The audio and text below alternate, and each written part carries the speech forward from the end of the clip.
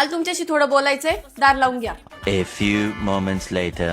आधी तुम्ही बाहेर दारू प्यायचात तरी मी काही नाही म्हंटले, नंतर तुम्ही घरात दारू प्यायला लागलात तरी मी काही नाही म्हंटले.